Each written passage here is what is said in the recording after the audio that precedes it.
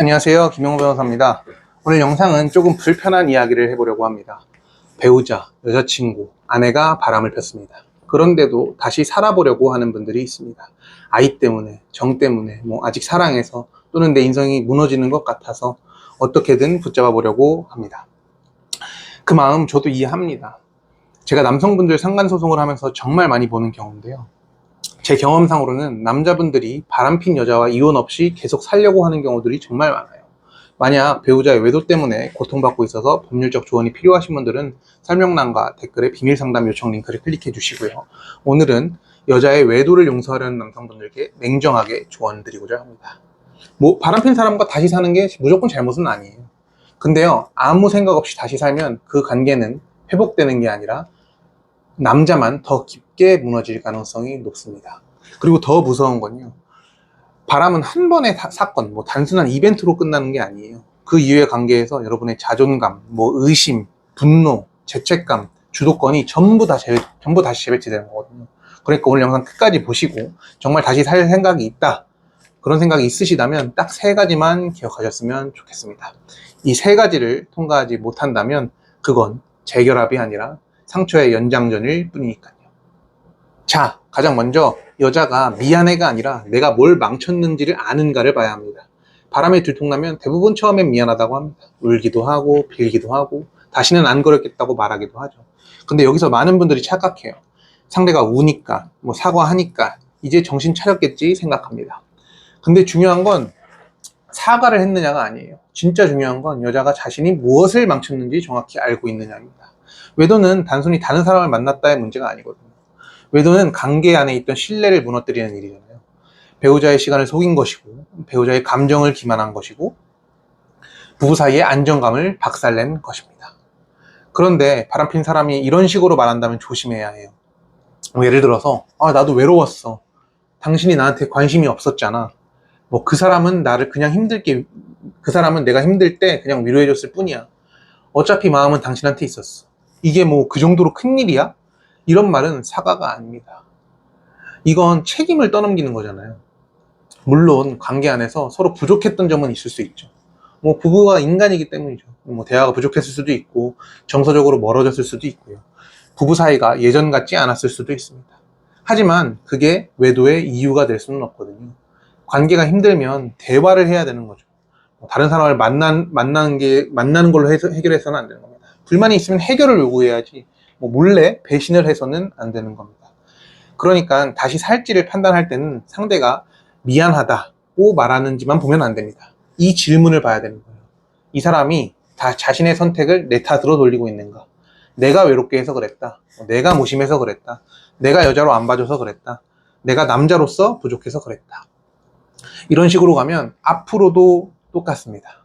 왜냐하면 다음에도 힘든 일이 생기면 그 사람은 또 자기 선택의 책임을 상황과 상대방에게 돌릴 가능성이 매우 높기 때문입니다. 정말 회복 가능성 있는 분들은 이렇게 이야기해요. 당신이 부족해서가 아니라 내가 잘못 선택한 거야. 우리 관계에 문제가 있었더라도 외도는 순전히 내 책임이야. 내가 당신의 신뢰를 부쉈고 회복에는 시간이 걸린다는 걸 알아. 이 정도 인식이 없으면 다시 사는 건 굉장히 위험합니다. 두 번째로, 다시 살려면 용서보다 검증 기간이 필요합니다. 많은 분들이 재결합을 너무 빨리 결정해요. 바람이 들통나고 며칠 울고 상대방은 빌고 아이 얼굴 보고 나서 내 마음이 무너지고 부모님 생각하고 경제적인 문제까지 생각하다가 결국 이렇게 말합니다. 그래, 이번 한 번만 내가 용서할게, 이번 한 번만 넘어가자. 그런데 여기서부터 문제가 시작되는 거예요.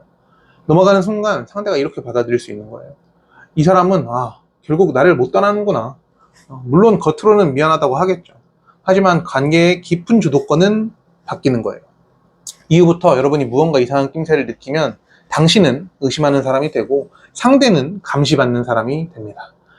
여러분은 자꾸 확인하고 싶어지고 상대방은 시간이 지나면 답답해하는 거예요. 처음에는 휴대폰도 보여주고 위치도 공유하고 약속도 줄입니다. 외부 나가서 사람들 만나는 것도 줄이고 하죠. 그런데 시간이 지나면 이렇게 말할 수 있는 거예요. 언제까지 나한테 이럴 건데 이제 그만 믿어주면 안 돼? 나도 숨 막혀, 나도 정말 힘들어, 당신이 계속 이러니까 내가 더 힘들어, 이런 식으로 말하는 거죠. 이런 말이 나오기 시작하면 피해자가 오히려 가해자처럼 느껴지는 구조가 됩니다. 그래서 중요한 건 용서를 빨리 해주는 게 아니에요. 검증 기간을 두는 겁니다. 다시 살고 싶다면 적어도 일정 기간은 상대가 불편함을 감수하는지를 봐야 돼요. 휴대전화, 동선, 이성관계, 술자리, 연락 문제에 관해서 상대방이 투명해져야 합니다. 이건 감시가 아니죠. 깨진 신뢰를 회복하기 위한 최소한의 비용입니다. 신뢰는 말로만 회복되는 건 아니거든요. 믿어줘 라는 말로 회복되는 게 아니에요. 신뢰는 반복되는 행동으로 회복됩니다.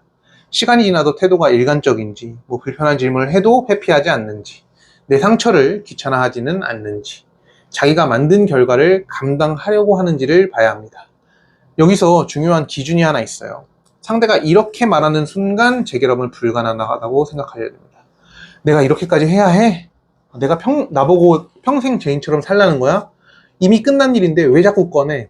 이 말은 결국 내가 저지른 일보다 내가 지금 불편한 게 더 중요하다는 뜻입니다.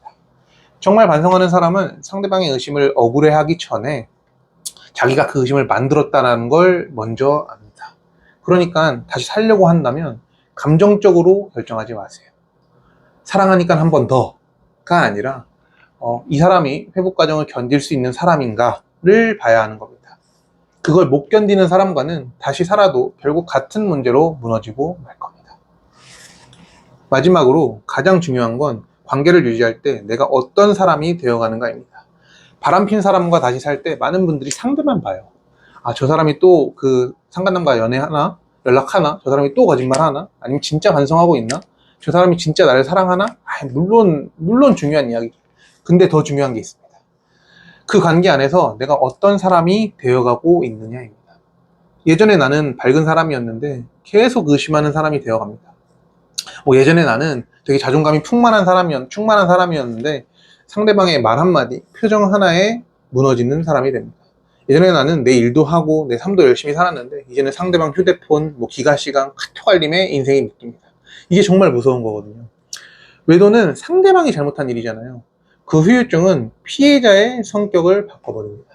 사람을 의심하게 만들고 사랑을 불안으로 만들고 관계를 통제로 만들어버립니다. 그러다 보면 어느 순간 이런 생각을 하게 되는 거예요. 내가 원래부터 이런 사람이었나? 나 왜 이렇게 초라해졌지? 내가 왜 이렇게 매달리고 있지? 라는 생각을 합니다. 이 지경까지 가면요, 관계 회복보다 나 자신을 먼저 구원해야 합니다. 아이 때문에 참고 산다고 말하는 분들 많죠. 그 마음 이해합니다. 근데 아이에게 정말 중요한 건요, 부모가 법적으로 이혼했느냐 이혼하지 않았느냐만은 아닙니다. 집안의 공기예요. 매일 의심하고 비꼬고 싸우고 눈치 보고 분노를 누르면서 살아가는 이런 집이라면 과연 그게 아이에게 안정적인 환경일까요? 오히려 아이는 부모가 말하지 않아도 압니다. 엄마 아빠 사이가 차갑다라는 걸 알고 한쪽이 무너져 있다라는 걸 알 수밖에 없어요. 집안의 긴장감도 무조건 알 수밖에 없어요. 그러니까 다시 살지 말지를 결정할 때는 이 질문을 꼭 해보셔야 하는 거예요. 이 관계를 유지하는데 내가 점점 더 나은 사람이 되고 있느냐, 아니면 나는 점점 더 불안하고 의심 많고 초라한 사람이 되어가고 있는가. 후자라면 멈추셔야 합니다. 상대가 변할지 안 변할지도 중요하지만 그 사람을 기다리는 동안 내가 망가지고 있다면 그 관계는 이미 너무 비싼 대가를 요구하고 있는 겁니다. 자, 정리하겠습니다. 바람핀 여자와 다시 살려고 한다면 딱 3가지만 기억하시면 됩니다. 자, 첫 번째, 상대가 단순히 미안하다고 하는지 말고 자기가 무엇을 망쳤는지 정확히 아는지를 보셔야 합니다. 두 번째, 바로 용서하지 말고 검증 기간을 견딜 수 있는 사람인지를 보셔야 합니다. 세 번째로, 상대가 변하는지도 중요하지만 그 관계 안에서 내가 어떤 사람이 되어가는가를 봐야 합니다. 저는 변호사로서 이혼 사건, 상간 사건을 많이 하잖아요. 그 과정에서 느끼는 건 외도 그 자체보다 더 사람을 무너뜨리는 게 바로 그 이후에 애매한 관계라는 거예요. 헤어진 것도 아니고, 그렇다고 완전히 회복된 것도 아니고, 용서한 것도 아니고, 잊은 것도 아닌 상태. 그 상태로 몇 년을 버티시는 분들이 있거든요. 근데 그건 사는 게 아닙니다. 버티는 거죠. 물론 다시 잘 재결합해서 사는 분들도 있습니다. 사람이 진심으로 반성하고 긴 시간 행동으로 증명하고 상대방의 상처를 감당할 준비가 되어 있다면 관계가 다시 만들어지는 경우들도 있어요. 하지만 그건 그냥 단순히 한번 봐준다라는 걸로 되는 일은 아닙니다. 다시 살기로 한다면 상대도 대가를 치러야 하고 나도 기준을 세워야 합니다. 사랑이라는 이름으로 내 자존감까지 같이 묻어버리시면 안 돼요. 상대의 외도는 상대방의 잘못이에요. 하지만 그 이후의 선택은 내 인생의 문제입니다. 그러니까 다시 살지, 여기서 끝낼지 결정하시기 전에 순간의 감정으로만 판단하지 마시고 오늘 말씀드린 3가지를 꼭 기준으로 삼아 보셨으면 좋겠습니다.